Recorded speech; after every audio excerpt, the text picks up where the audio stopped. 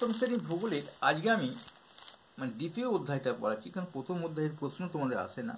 কেন পড়বে তোমরা? যদি সময় থাকে তখন পড়তে পারো, পড়ার জন্য তো আছে বইটা। এখন আমরা পড়বো 10 পাতায়। আজকে 10 পাতায় কি কি আলোচনা আছে? গৌড়, গৌড় সম্পর্কে আমরা একটু জানবো। মেন প্রশ্ন কোটা, কারণ আমাদের প্রথম পরীক্ষা প্রশ্ন 15 নম্বরে হয়, বেশি পড়তে হয় না। দুটো চারটে বড় শর্ট প্রশ্ন আর সব মানে বড় প্রশ্ন একটু শর্টকন করলে হয়। দেখো এই দেখো এখানে গৌড়টা দেখে নাও। আমরা আগের ভিডিওতে আমরা খুব ভালো করে আলোচনা করে দিয়েছি গৌড় নিয়ে। আজকে গৌড় নিয়ে আমাদের আলোচনা।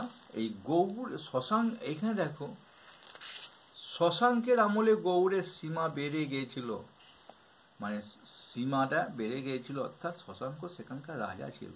তো গৌড়ের শাসক কে ছিল? প্রধান প্রশ্ন, একদম প্রথম প্রশ্ন শশাঙ্ক।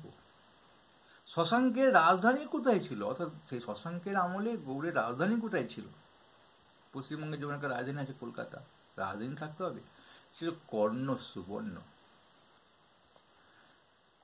ভাগীরথী পশ্চিম পরে আজকের মুর্শিদাবাদ জেলায় হচ্ছে সেকালে গৌড় এলাকা। তাহলে এখনকার যেটা মুর্শিদাবাদে যদি যাও, যদি কোনো ছাত্ররা মুর্শিদাবাদে পড়াশোনা করো, তাহলে জানতে পারছো যেটা একসময় গৌড় ছিল জায়গাটার নাম, এবং এটা শাসন করত শশাঙ্ক বলে একজন।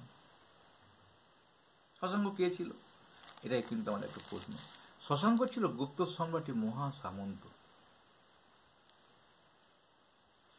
শশাঙ্কের সময় কিন্তু গৌড়ের এলাকা বেড়ে যায়, গৌড়ের মানে অনেক উন্নতি হয়। একটু দেখো, একটু বলে দিই শশাঙ্কের আমল। শশাঙ্কের শাসনে 60 বছর আগে গৌড় ধীরে ধীরে রাজনৈতিকভাবে গুরুত্বপূর্ণ হয়ে ওঠে। শশাঙ্কের আমলে গৌড়ের ক্ষমতা বেড়ে গিয়েছিল এবং পরিধি বেড়ে গিয়েছিল, সীমানায় বেড়ে গিয়েছিল। 637-38 খ্রিস্টাব্দে মৃত্যুর পর্যন্ত শশাঙ্কের গৌড়ের স্বাধীন শাসক ছিল। শশাঙ্ক ছিলেন গৌড়ের স্বাধীন শাসক, তার রাজধানী ছিল কর্ণ সুবর্ণ। শশাঙ্কের আমলে উত্তর ভারতে বিভিন্ন অঞ্চলে শক্তি, কনৌজ, স্থানেশ্বর, কামরূপ মানে নিজেদের স্বার্থে পারস্পরিক দ্বন্দ্ব এবং মৈত্রী সম্পর্ক বজায় রাখত। শশাঙ্ক সেই দ্বন্দ্বে অংশ নিয়েছিল। তোমরা এটা একটু পড়ে নেবে। এখানে শশাঙ্কের সম্পর্কে একটা ভালো কথা লেখা আছে, এটা পড়লে গৌড়ের শাসক শশাঙ্কে কতটা ভালো, গৌড়ের সম্পর্কে কতটা উন্নতি করেছিল জানতে পারবে। দেখো আর একটা প্রশ্নে চলে যাব, ভালো প্রশ্ন। এই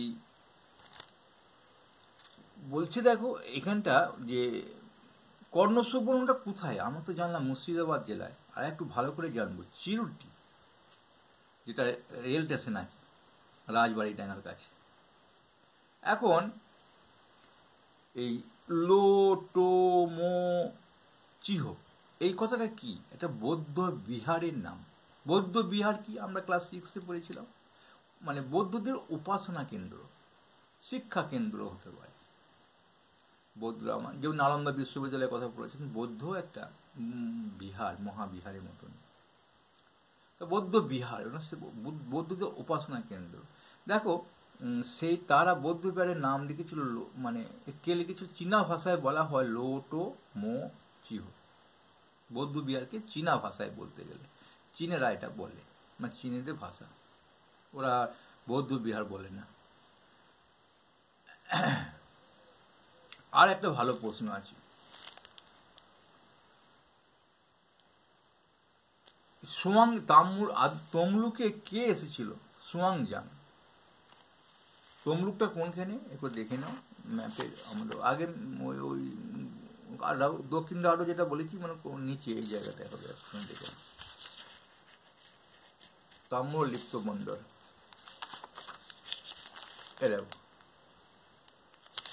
এখানে সুয়াংজাং এসেছিল, চীনা দূত।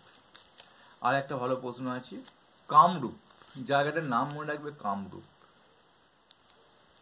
কামরূপ কিন্তু জয়নগরের রাজধানী ছিল। তা শশাঙ্কের মৃত্যুর পরে এই শহরটা, অর্থাৎ কামরূপ শহরটা ভাস্কর বর্মা হাতে চলে গিয়েছিল এবং এটা জয়নগরের রাজধানী ছিল। জয়নগরের রাজধানীর নাম কি? কামরূপ। আজকে আর বিশেষ পড়াশোনা করাচ্ছি না, তোমরা বিদায় মানে পরের ভিডিও লক্ষ্য রাখো। আজকে আমি বিদায় নিচ্ছি। ভালো লাগলে একটা লাইক করো।